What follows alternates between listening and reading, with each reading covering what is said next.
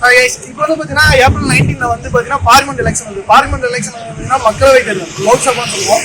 அதுல வந்து பாத்தீங்கன்னா 545 எம்பிகள் இருக்காங்க. அந்த 545 எம்பிகள 543 எம்பிகளுக்கு வந்து பாத்தீங்கன்னா எலெக்ஷன் நடக்கும், மக்களால் தேர்ந்தெடுப்பாங்க.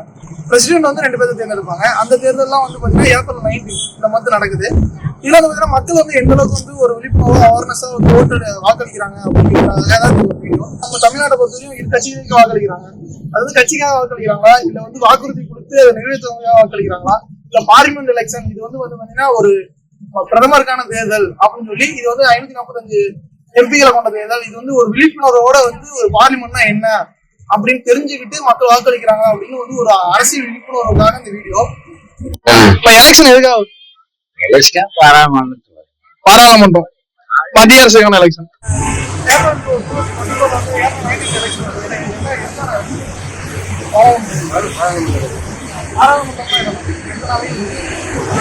காலையில என்ன விளையாட்டு காட்டுறாங்க, எப்படி எல்லாம் சோதிக்கிறாங்க பொழுது. இப்ப எலெக்ஷன் வருமா, அதை பத்தி ஏதாவது கருத்து? இப்ப எலெக்ஷன் வருதுல ஏப்ரல் 19, அது எதுக்கான எலெக்ஷன் தெரியுங்களா? ஓகே, பாராளுமன்றத்துல இரு அவைகள் இருக்குல்ல, அது என்னென்ன இருக்கு? ஐக்கிய நாடுகள், இல்ல 2 சபை இருக்கு, லோக்சபா, அப்புறம் கரெக்ட் தானுங்களா?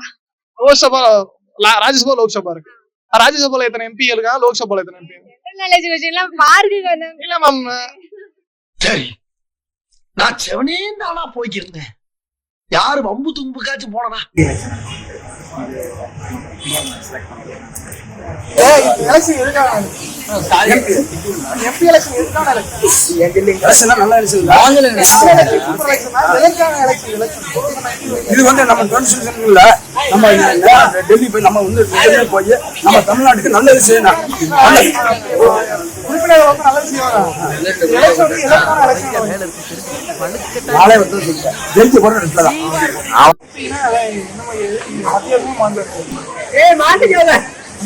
அதெல்லாம் இல்லைங்கம்மா.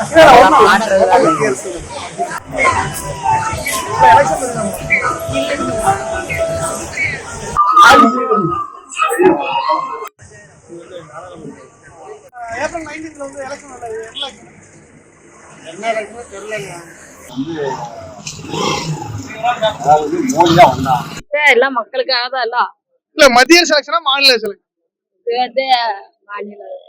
மாநிலம் இல்ல மாநிலம் வந்து சட்டசபை, இது வந்து மத்திய அரசு. தெரியாததான் நீங்க கேட்க கூடாது. நம்ம ஓட்டு போடுறோம்ல, நம்ம தெரிஞ்சுக்கிட்டு ஓட்டு போறது நமக்கு நல்லது தானே. ஒரு சின்னத்துக்காகவும் இலவசத்துக்காகவும் ஓட்டு போடுறத விட மத்திய அரசு எது, மாநில அரசு எது, ராஜ்யசபா லோக்சபா என்ன அப்படின்னு தெரிஞ்சு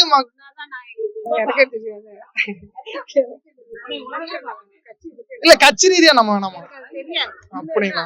ஏன்னா நம்ம ஓட்டு போடுறோம், நிறைய அவேர்னஸ் இல்ல. ஆனா வாங்கணும். இப்ப 19 எலெக்ஷன் வருது, ஏப்ரல் 19, அது எதுக்கான எலெக்ஷன்? சட்டமன்ற எலெக்ஷன் இல்லண்ணா, பாராளுமன்ற எலெக்ஷன். ஏப்ரல் 19 எலெக்ஷன் வருது இல்லண்ணா, அது உங்களோட கருத்துண்ணா? பிஜேபி தான். பிஜேபி தான் வரும். இப்ப சென்ட்ரல் கவர்மெண்ட் 19 எலெக்ஷன் வருது, அது எதற்கான எலெக்ஷன்? எங்க இப்ப 19 ஏப்ரல் 19 எலெக்ஷன் வருது, அது எதற்கான எலெக்ஷன்? இதுக்கு சென்ட்ரல் எலெக்ஷன், மோடிக்கு ஆதரவு. பார்லிமெண்ட் எலெக்ஷன் வருது, ராஜ்யசபா, லோக்சபா 2 எலெக்ஷன் வருது. அதுல எந்த? ராஜ்யசபா, அதான் சாரி ராஜ்யசபா தான், லோக்சபா எலெக்ஷன். சாரி நான் கன்ஃபியூஸ் பண்ணிட்டேன். லோக்சபால எத்தனை எம்பிகள் இருக்காங்கன்னு நினைக்கிறேன்? 543. 2 எம்பி வந்து பிரசிடென்ட் தேர்ந்தெடுப்பாரு. கரெக்ட்னா? இப்ப வந்து பாத்தீங்கன்னா இவங்களோட பதவிக்காலங்கள் எத்தனை நாள்? 5 வருஷம். ராஜ்யசபால பதவிக்காலங்கள்? ராஜ்யசபைக்காலம் 6 வருஷம் நினைக்கிறேன். இப்போ ஏப்ரல் 19 எலெக்ஷன் வருதுல்ல, அது எதுக்கான கேட்டீங்கன்னா எப்படி சொல்றேன்? அதுதானே நாடாளுமன்ற எலெக்ஷன். சூப்பர்ண்ணா. நாடாளுமன்றத்துல 2 அவைகள் இருக்குல்ல, அது என்னென்ன அவைகள்? இது மக்களவை, மாநிலவை. சூப்பர்ண்ணா. மாநிலவை சபா இருக்குல்ல, 2. என்னென்ன சபாண்ணா? மக்களவை, மாநிலங்களவை. அது என்னென்ன அவைகள்? பாராளுமன்றத்துல எம்பி மேல் சொல்லுவது. ராஜ்யசபா, லோக்சபா 2 அவைகள். ராஜ்யசபால எத்தனை எம்பிகள் இருக்கா, லோக்சபால எத்தனை எம்பிகள்?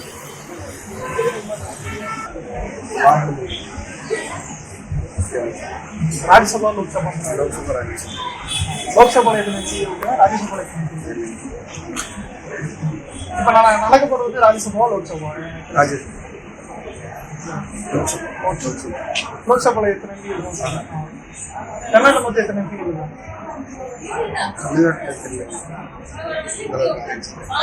ராஜ்யசபால எத்தனை எம்பி இருக்கா, லோக்சபால எத்தனை எம்பி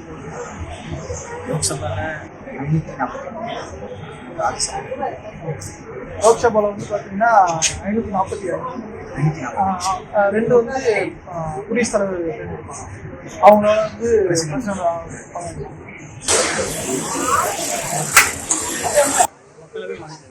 மாநிலங்கள் எத்தனை எம்பி இருக்காங்க, மக்களவையில் எத்தனை எம்பி? மக்களவை மாநிலவை. மாநிலங்கள் எத்தனை எம்பி இருக்காங்க, மக்களவையில் எத்தனை எம்பி இருக்காங்க? அது அந்த அளவுக்கு இன்னும் புள்ளி விவரம் தெரியாதுங்கண்ணா. சபா இருக்குல்ல, என்னென்ன சபா? இல்ல அது ராஜ்யசபா லோக்சபா. இப்ப லோக்சபா எலெக்ஷன் நடக்குதா, ராஜ்யசபா எலெக்ஷன் நடக்குது? லோக்சபா சூப்பர்ண்ணா. லோக்சபால எத்தனை எம்பிகள் இருக்காங்க? லோக்சபா 400 சில்லறை சரியா தெரியல. அது தெரியாது. ராஜ்யசபா எலெக்ஷன்ல லோக்சபா எலெக்ஷன்? ராஜ்யசபா தான். லோக்சபா. பார்லிமெண்ட்ல எத்தனை அவைகள் இருக்கு? சபா இருக்குல்ல, ஆமா ஆமா, ரெண்டு. என்னென்ன சபானா? மக்களவை மாநிலங்களவை. மக்களவையில எத்தனை எம்பி இருக்காங்க, மாநிலங்கள் எத்தனை எம்பி இருக்காங்க? அது தெரியல. டோட்டல்ல 543. மேக்ஸிமம் 60 குள்ள கொண்டு வந்தாங்க. இல்ல, ராஜ்யசபா எலெக்ஷனுக்கு நம்ம வந்து போட்டிடுறோம்னா போட்டிடுறதுக்கான வாடிக்கையான ஏஜ் என்ன? ராஜ்யசபா எவ்வளோ, லோக்சபா எவ்வளோ? இப்ப வந்து பாத்தீங்கன்னா இதுக்கான ஏஜ் லிமிட் என்ன? லோக்சபா 40ன்னு நினைக்கிறேன். இல்ல 35. இல்ல 25. இது சாரி 25. இது ராஜ்யசபாக்கு வந்து 30 ஏஜ். சரி. ஓகேண்ணா.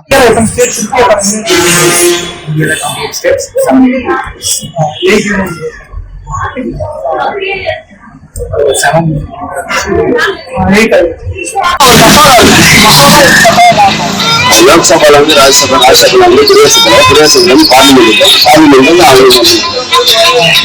இதுல வந்து பாத்தீங்கன்னா 3 வகையா பட்ஜெட் தாக்குதல் பண்ணுவாங்க. ஒண்ணு மழைக்கால கூட்டத்தொடர், அடுத்து வின்டர், அப்புறம் பட்ஜெட் கூட்டத்தொடர். 3 தான். இடைக்கால பட்ஜெட் அது எந்த வருஷம்?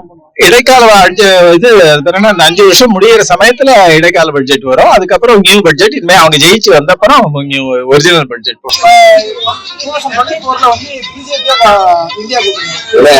ஆக்சுவலா நான் வந்து தப்பா நினைச்சுக்காதீங்க. வந்து இந்த கட்சி வந்தாலும் மக்களுக்கு நல்லது செஞ்சா பரவாயில்ல. சரியா?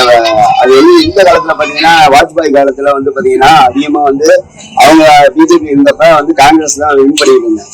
அதுக்கப்புறம் வந்து பாத்தீங்கன்னா வாஜ்பாய் கொஞ்சம் வந்தோன்னா அவரோட லீடிங் காமிச்சாங்க. அப்புறம் மோடி வந்தப்பறம் மோடி காலத்துல இருந்து ஃபுல்லா இப்ப என்னன்னு பாத்தீங்கன்னா பிஜேபி தான். இன்னும் பிஜேபி தான் வரும். ஒரு சில பேருக்கு பிஜேபி பிடிக்கும், ஒரு சில பேருக்கு வந்து காங்கிரஸ் பிடிக்கும். இந்த 2 கட்சியில எந்த இது வந்தாலும் மக்களுக்கு நல்லது பண்ணா ஓகே. இப்ப வந்து பாத்தீங்கன்னா நம்ம நிறைய அரசியல் பொலிட்டிக்கல வந்து குறை சொல்றோம். நமக்கு எந்த அளவுக்கு அரசியல் நாலேஜ் மக்களுக்கு இருக்கு அப்படிங்கிற ஒரு அவேர்னஸ்க்காக இருக்கட்டும். இப்ப நீங்க இருக்கிற இன்னமும் போறல. எனக்கு என்ன பொறுத்த அளவுல ஒரு 50% ஜனங்களுக்கு தான் வந்திருக்கே தவிர இன்னும் கீழ்த்தட்ட மக்களுக்கு இன்னும் ஏதோ பணம் கொடுத்தா 1000 ரூபாய் கொடுத்துட்டா உடனே இதுக்கு அவங்க சொல்றாங்களோ போட்டுட்டு போற ஜனங்களாதான் இருக்கே தவிர இன்னும் வந்து ஜனங்கள்லாம் இன்னும் விழிப்புணர்வோ திருந்தவோ இல்ல. அது என்ன ஸ்கீம் மேல் வரைக்கும் அவங்களுக்கு தெரியல என்ன நடக்குது. அதெல்லாம் அவங்களுக்கு தெரியறது இல்ல.